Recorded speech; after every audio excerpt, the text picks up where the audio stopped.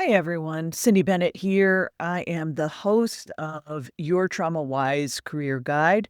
And the episode that we're going to release today is a little bit different than we normally do. And I wanted to give you some insight into what happened behind the scenes when we were recording this podcast. It was really interesting and fascinating to me, so I hope it will be interesting and fascinating to you as trauma survivors.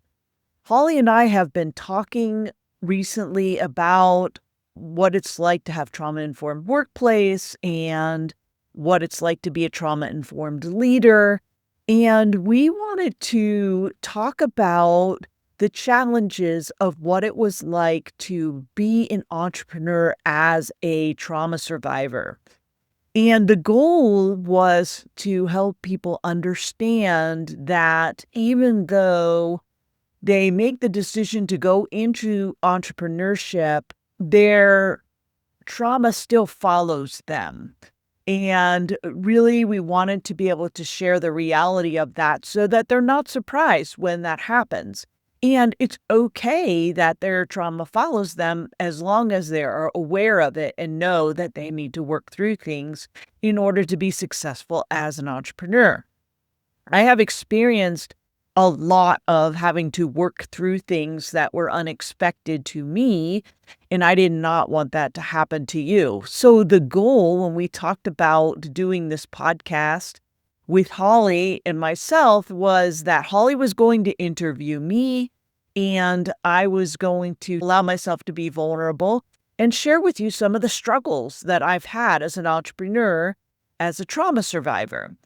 That did not happen because I had a part that showed up to the recording that would not allow me to be vulnerable. And so we came out with a very different output than what we had originally intended. We're going to go ahead with it so that you can see what happened. But also, we're going to have a part 2 where hopefully I can get that part on board and allow us to really have the candid, vulnerable conversation about what entrepreneurship looks like from a trauma survivor's perspective, what you can expect, and what are some of the things that you might struggle with or that you might have to work through as a trauma survivor. Wanted to give this little pre-recording to you to help you understand what you're going to be seeing next and what's coming ahead as well. So thanks so much for tuning in to Your Trauma Wise Career Guide. This is Cyndi Bennett, and I hope you enjoy the rest of the podcast. Did you know that trauma impacts how we navigate our careers, but most career advice ignores this reality? Imagine feeling confident and safe at work while honoring your healing journey. Welcome to Your Trauma Wise Career Guide, the podcast that reimagines career development for trauma survivors.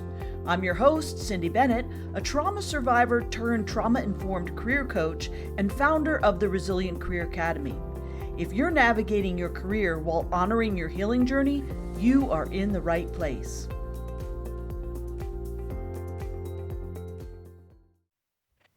Hi, everyone, and welcome back to Your Trauma Wise Career Guide. This is Cyndi Bennett, your host, and today I have with me Holly Dillon. And Holly and I have been engaged in a series of conversations around leadership as a trauma survivor in the workplace and a trauma-informed workplace and those kind of topics.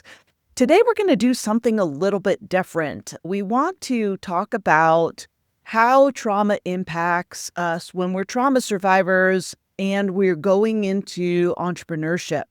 And so I think a lot of us, we think if we don't have these bosses, we don't have these colleagues, we don't have this company, that we won't have the problems that we have and we won't have the triggers that we have.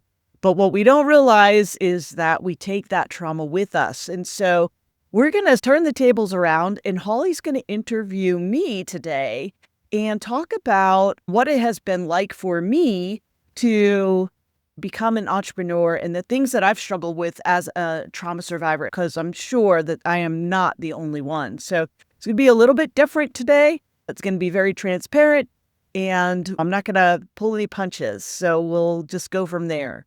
So, all right, Holly, I'm going to turn it over to you. So, Cyndi, brace yourself for being on the other end of this. Now you know how I feel. No, I'm just teasing you. So, I think this is going to be a great way to showcase actually the work you've been doing as well. That's even led us to this podcast. You and I are both entrepreneurs. I left a big company, big tech company, to become an entrepreneur. I think it's important that people know that you're actually doing two roles right now. You are still in your original job, and you were at least 40 plus hours in that job, as far as I can tell, and you're doing this job. And I think that's really important for people to realize you're doing both, which amazes me every day. So we're setting expectations.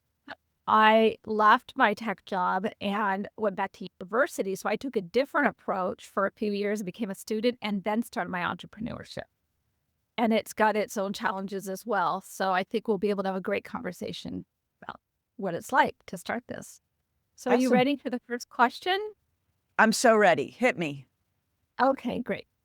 All right. So I guess the first one is, what was the turning point for you that made you decide it's time to really look and start your own company? That's a great question. I talk about this a lot when I talk about how did I get started as a trauma recovery coach and a trauma-informed career coach. I was 52 years old when the zip file of repressed memories from my childhood opened up at work and left me moving from a super high achiever to not being able to function at all in the workplace. And I didn't know what was going on. I didn't know anything about trauma. I didn't know what was happening. I had a startle reflex that was to the ceiling. People would come into my cube unannounced and I would hit the ceiling. I cried all the time. I didn't know what was happening. It just overwhelmed my nervous system so bad that I couldn't function. And thankfully, I had a friend who had gone some trauma therapy and gave me a referral, and I got a trauma treatment. This all happened during Christmas holiday. So I was leading a large project across multiple lines of business, and I was in charge, and then I could not function. So that was pretty scary. This was my go-to space. Work was my sweet spot. This is where I got all the kudos, and how I felt good about myself was in the workplace.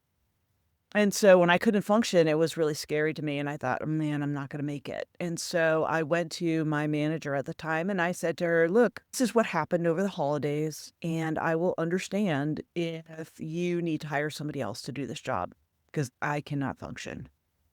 And she said, no, I'm absolutely sure that I hired the exact right person for this job. How can I help? And those words really were a turning point in my career. And as I got a little bit more settled and got a little bit more healing under my belt, I realized that I was not the only one, because I felt totally isolated in the workplace. I didn't know anybody that had trauma, and nobody talked about it. Nobody talked about the struggles that they had in the workplace. So I felt really isolated and alone. I didn't know what to do. I didn't know how to handle it.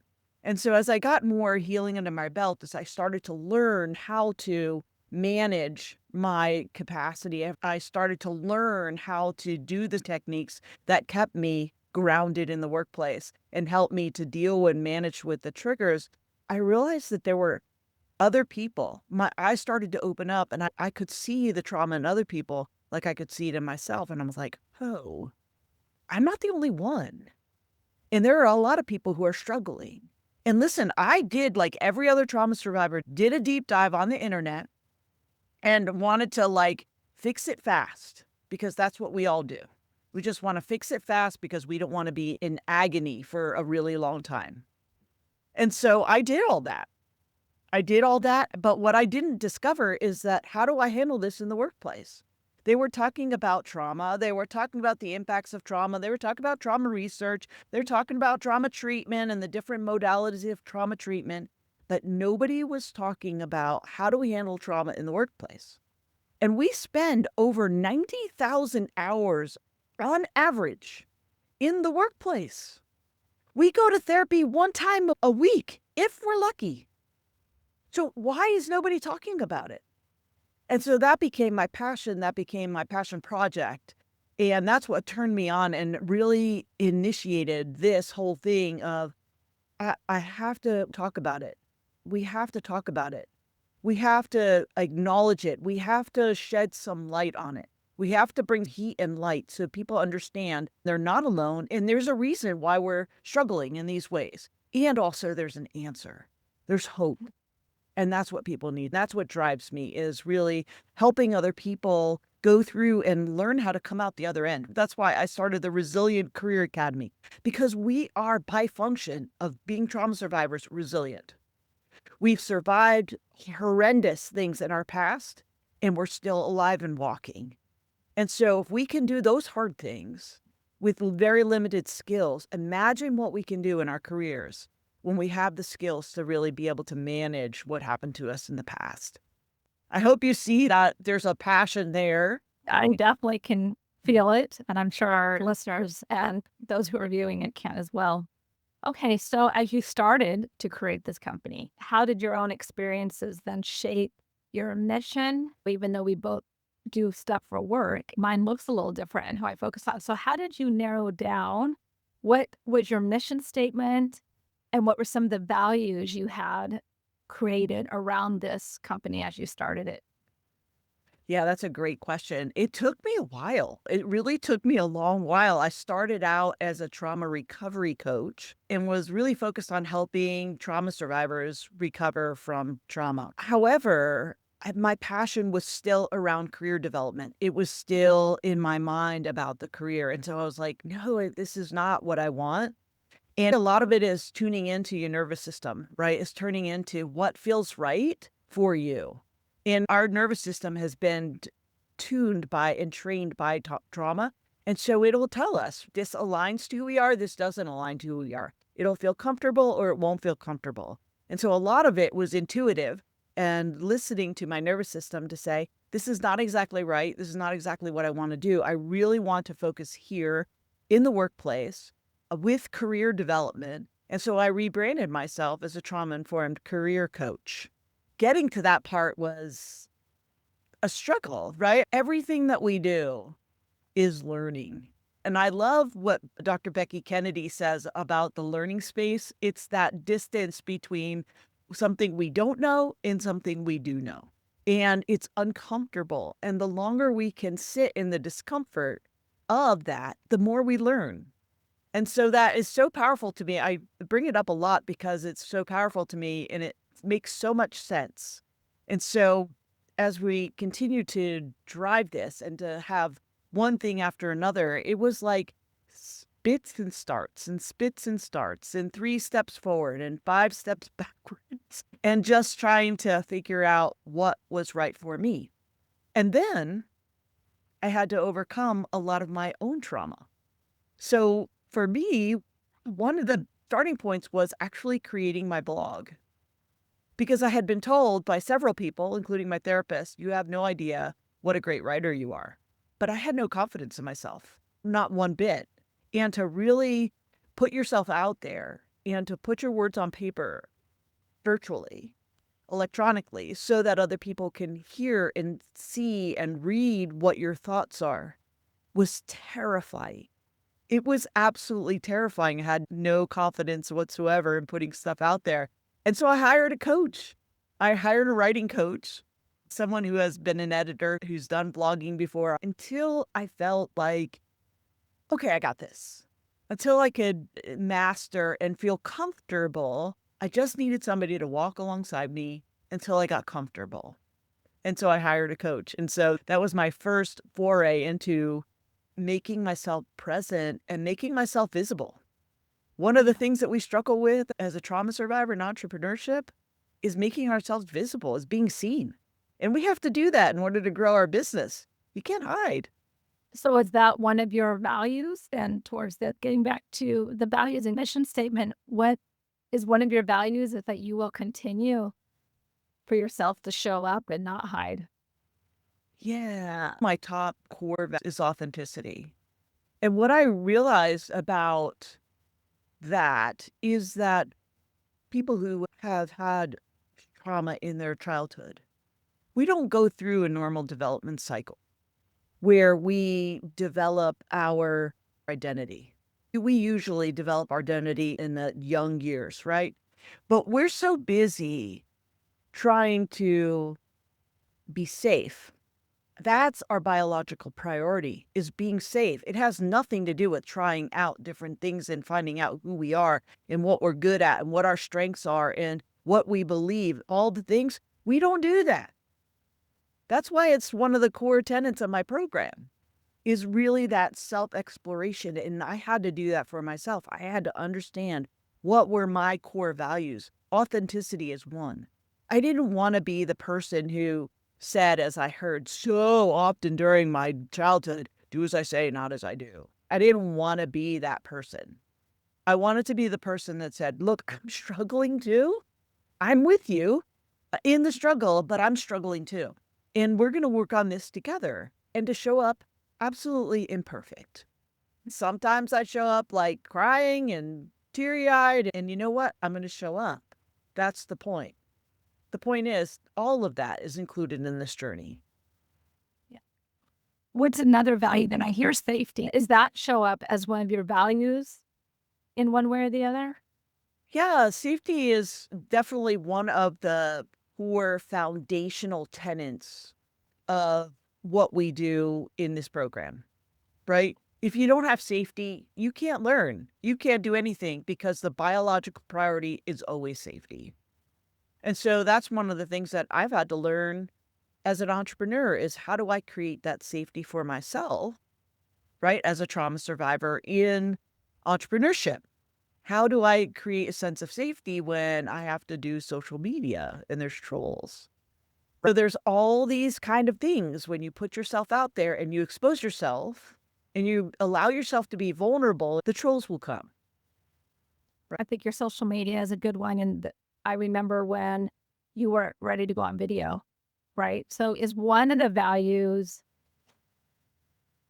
setting yourself up so you can feel safe, so you can actually do the work. And it may mean you don't go on video for a while. It may mean you don't post certain things because you know that the outcome will not feel safe to you, but because you need to feel safe in order to run this company. Does that make sense? That falls into the safety value? Yeah, I think that's true. And as a matter of fact, I think we experienced that last time, right? So sometimes when you're an entrepreneur, you're having a bad day. You might wake up that way. And there are certain things that you have scheduled to do. Holly and I scheduled to do it before I went on vacation. And I was having a bad morning. I woke up that way and I was like, I don't think this is a good idea to do that today. Which is what brought us to this particular podcast today. Was we actually flopped what we were going to talk about that's okay. Totally, everyone. Yeah. So your values when you come to making decision has to be around safety. So one thing I'd like to go back, we didn't start with this, but I'm thinking we might need to. Can you just quickly tell what the core tenets of your company are? You've got why training? So why did you decide to put a training together versus just coaching? Just maybe what are your key components of your company? Yeah, so there are a couple of them. One is, like, we're all in this journey together, right? And as part of this healing journey, we are at different stages of the healing journey. And I call that the resilient career advancement journey, right? So that's my success path.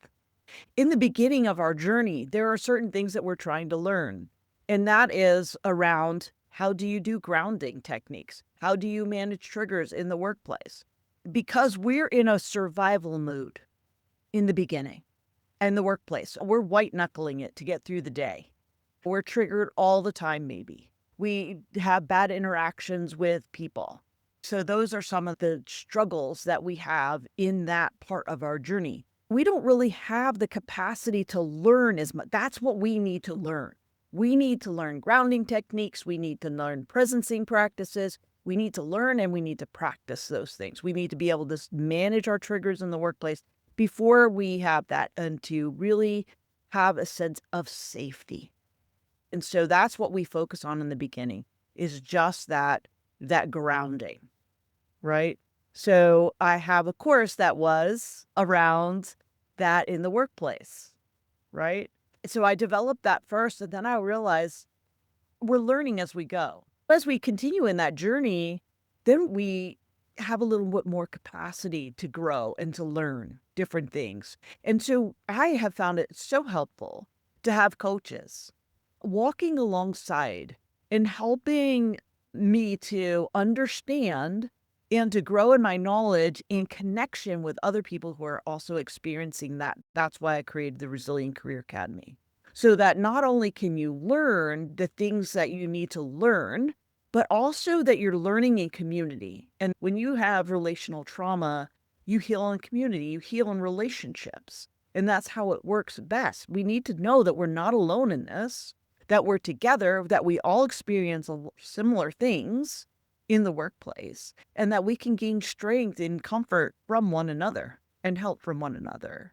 And then there's the other part as we continue in our journey is, what's the legacy you want to leave behind? What do you want to be known for? What do you want to reinvest in other people, right?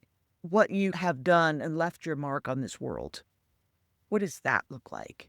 So that's soup to nuts and the journey of what happens in my program. Okay, great. Thank you. Most listeners probably know that, but I wanted to make sure, as we have new listeners as well, that they know. Can you give me one or two of your earliest challenges you had when starting the company? We already identified you're working 2 jobs, so that alone is a big ask and taking on a lot. Like I said, I've seen you do this and you're a master at it. What is 2 examples of some challenges right from the beginning? Yeah. One I already talked about, right? It was being seen. That was a really big thing, finding my voice. A lot of times we squash our voice, especially as children, because that's safer. But then coming off of mute and really being able to stand up, speak up, right? And to draw attention to something that's really important. I didn't do it for me. I wasn't doing it for me. Because if I did it for me, I wouldn't do it, right? I would just zip my lip and be quiet about it. But I was doing it for other people because I wanted them to know that they weren't alone, that I saw them and that they weren't alone. So that was like definitely the first and the hardest step in this process, but also learning to balance my capacity. And I still struggle with that today. And you know that because I call you up when I am over capacity. I call you up and I was like, I have taken on way too many things. And what happens, I just have a meltdown. And there have been times early on in my coaching membership program where I had to step away for 3 weeks just to get back to regulated because I was so over capacity. I was on the verge of burnout. And I had to get you and Alinda to step in and take over my groups for me for 3 weeks. And I did nothing. I just zoned out. I walked, I hiked. I had to do all the intensive self-care because I was burning out because I was trying to do too much. And so learning how to balance when things get busy at work. Now, there's going to be busy seasons when you do technology and you do project work. There are going to be really busy seasons. And so you have to learn how to balance that with what you have going on your plate. And maybe you cancel something, or maybe you don't do it at this moment of time. And that's where the flexibility of the entrepreneurship comes in, that you need to take advantage of, but also learning to not put pressure on yourself to get all those things done. Yeah, and asking for help when she just extreme. But I think also there's times, and you can agree or disagree with me, that you don't know you're over capacity and someone might need to suggest it kindly to you. So surrounding yourself with people you trust is key. When I ran my company, I had a few people that were my ride or die for the company, and they absolutely stepped in Yeah. when I couldn't. For whatever reason, whenever I couldn't do it, they were right there. And I do think that's important to have someone who can also tell you, girl, it is time for a break. And Yeah. what your manager said on the first time is, how can I support you? How can I help? Going at this alone, I think is really difficult So if you're out there and you're about to start a company, have a board of directors. We call them our board of directors. It might not be an official board of directors, but those people to go to when you need to cry. So when you know who's going to take over for you and make decisions, whatever that looks like. Would you agree with that? 100%. We think as trauma survivors, we can do it alone because we have attachment wounds. We grew up knowing that. When you have a disorganized attachment style, I could do it myself. That's what I grew up just saying, right? I don't have to deal with anybody else. I can just do it myself. I don't have to depend on anybody. I don't have to trust anybody. I can just do it myself. Which is why we love company. Like to your point, when you first opened up, why we sometimes leave organizations is because we can do it ourselves better and not have to deal with all the nonsense. 100%. But also that's not true. We need people. We need to learn how to trust other people. And so even if it's a friend, just one friend, Holly and I went through coaching training together and we coached each other. And so that became a natural fit for us that I can just really lean into that trust that we had developed by going through something similar together. And her being an entrepreneur from a major corporation also bound us together because we had similar experiences. And so that is so helpful if you are going into business. You need to have other business people that you can talk to who knows what it's like and knows the struggles that it's like and can encourage you and can help you during those times and maybe help you navigate a little bit differently because you can't see it all. We can see it all, but we can't. You can't see it all. And I hate to say this, but it's true. We don't know it all. Even if you come out of an organization, a big organization that did all the things, you think that you can run a company, there's always things, right? Whether you have to outsource lawyers, you have to outsource accounting, taxes, maybe it's people stuff. There's going to be something that is not your strongest point. And I think a good start is to do a skills analysis, an honest skills analysis, and also what you love, because Cyndi and I have had these conversations. What do you love doing? What do you think you have to do? And making sure you choose the things you love to do and outsource the things you don't love to do. We talk a lot about that. And then giving it up with your scratching down the car as it drives away. But it's okay to outsource things you don't love to do. Because as trauma survivors, we should do the things we love. We've suffered enough. Definitely. That makes sense too, right? We're doing this because we want to do it, because it's something that we enjoy doing and we love to do and we're passionate about it, right? But there are always things that in business that have to get done. They just have to get done. And you have to determine whether or not that's where you want to invest your capacity, because we all only have 100% capacity. How are you going to use it? Whoa. And also when you're in therapy, guess what? That burns some capacity, right? Before and after, not just the hour. Before and after, 100% it burns capacity because you're thinking about what you're going to say and what you're going to talk about, and you get all this nerves about what's going to happen. And then you have the 1 hour session that blows up into a couple days afterwards, right? Processing.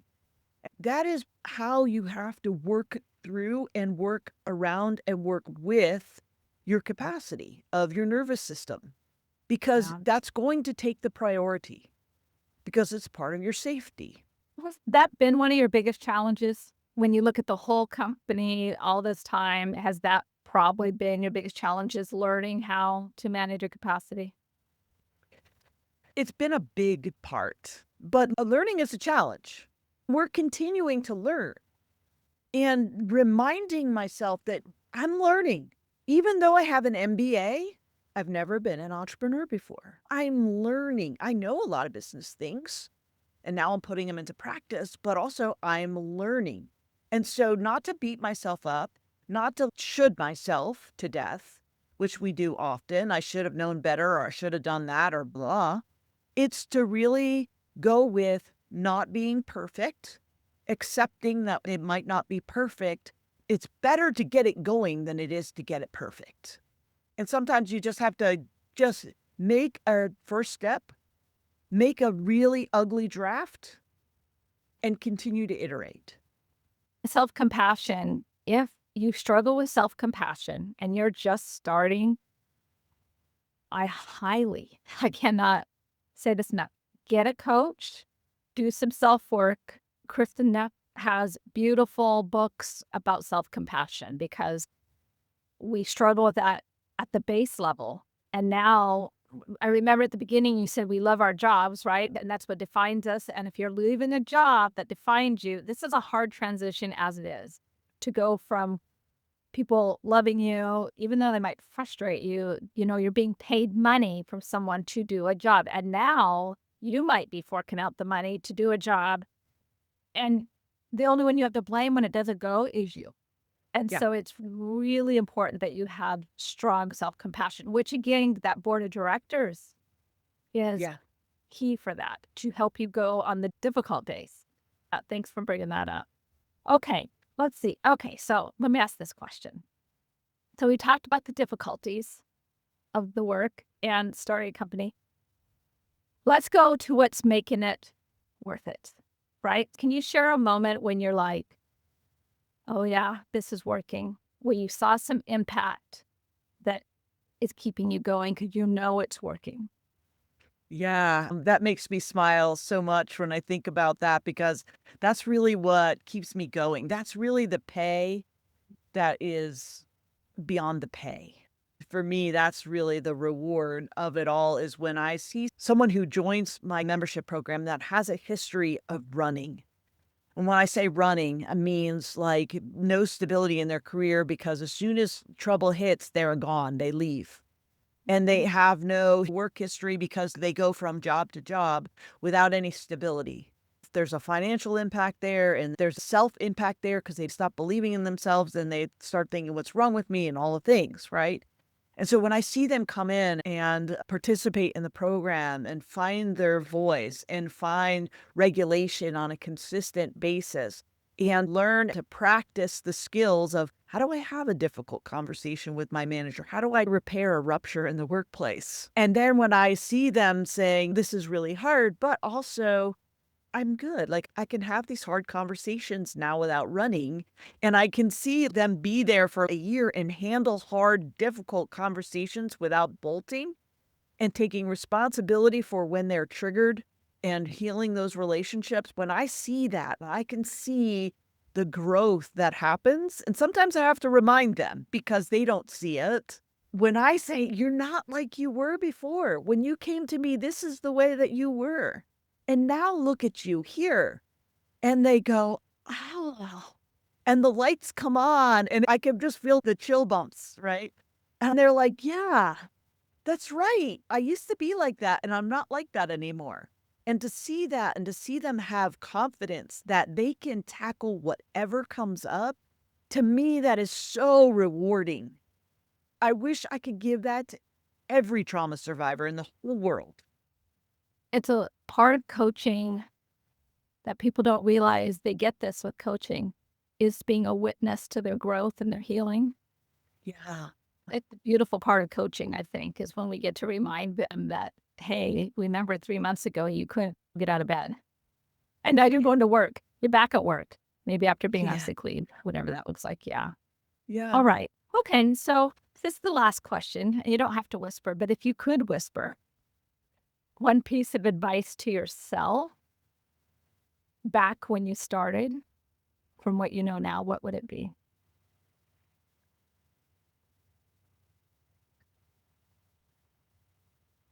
If I had to whisper one thing to myself, I would remind myself, who am I doing this for? To stick to the mission.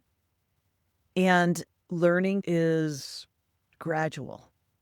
It's going to be a slow process to grow. It always is a slow process to grow.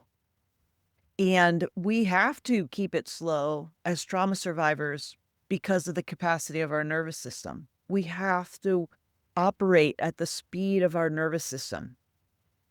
And so if I was giving myself that kind of advice in the beginning to say, pay attention to your nervous system and do what seems right for you to do. Listen to yourself. Listen to the intuition that you've earned as a result of being a trauma survivor, because your system is going to keep you safe. They will keep you safe. And if I could give that advice back to say, just go slow. It's okay to go slow. It's okay to go slow. It's okay to stumble. It's okay to fall down, but it's just part of the learning process. You haven't failed. You're not failing. You're going to continue to move forward. That's what I would say. All right. Very good. Thank you for letting us turn the tables today and sharing just what you've been through so far. And you are just at the tip of the iceberg of this company, I feel. And you've done so much already. So I'm very excited to be working with you as we continue to grow.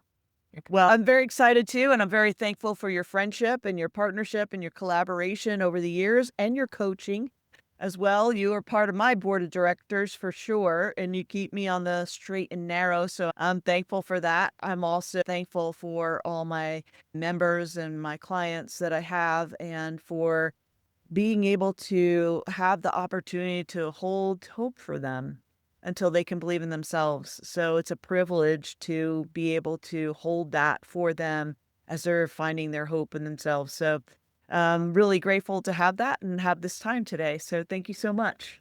Appreciate it. You're not walking this path alone. Every step you take toward a trauma-wise career is an act of courage, and I'm here cheering you on. If today's episode resonated with you, share it with another survivor who needs to hear this message. Together, we're rewriting the rules of career success. Keep rising, keep healing, keep building.